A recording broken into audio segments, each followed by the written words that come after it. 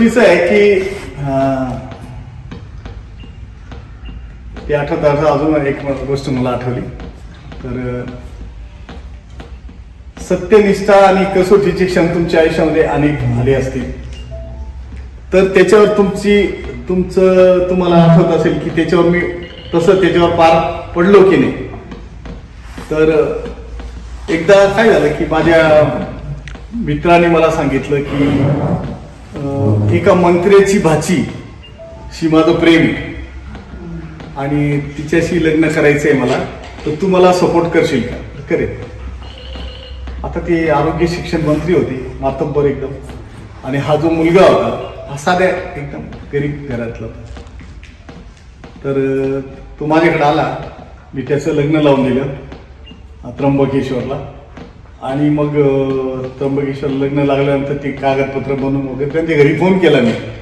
तर ते मला असं कळालं की त्या मुलीचं लग्न होतच होतं, म्हणजे मंडप टाकलेला होता आणि 4 ट्रॅक्टर बुंदी भरून ते बुंदीचं काम झालेलं होतं. असं त्यावेळेस ती पळून आली बिचारी.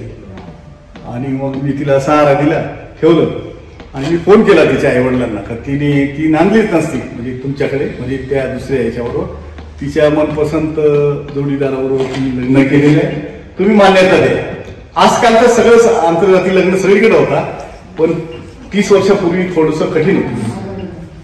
तर ते म्हणाले की ठीक आहे, माझं नाव सांगितलं त्यांना की ते सुखरूप आहे, त्यांनी लग्न केलेलं आहे, दोन्ही लग्नाच्या वयात बसता वगैरे, तर तुम्ही हे करू नका, म्हणजे काही टेन्शन घेऊ नका.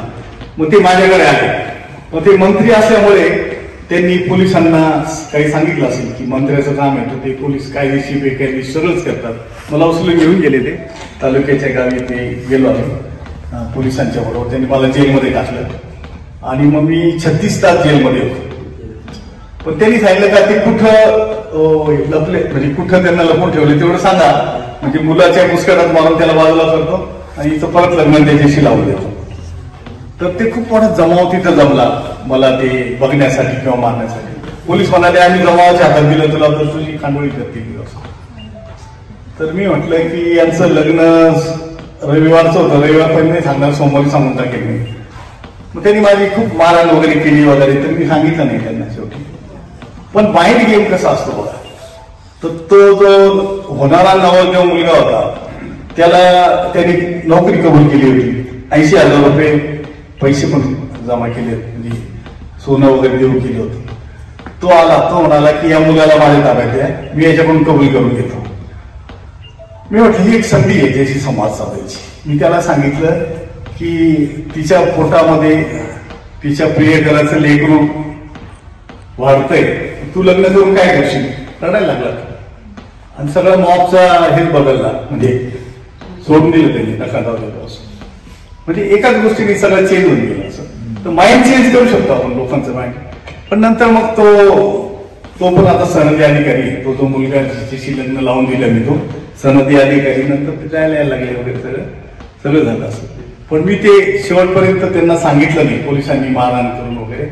मग एक इन्स्पेक्टर भालेराव नावाचे त्यांना निलंबित झाले या केसमुळं. मी केस केली त्यांच्यावर आणि 3-4 पोलीस त्याच्यामध्ये निलंबित झाले, कायमस्वरूपी टर्मिनेट झाले.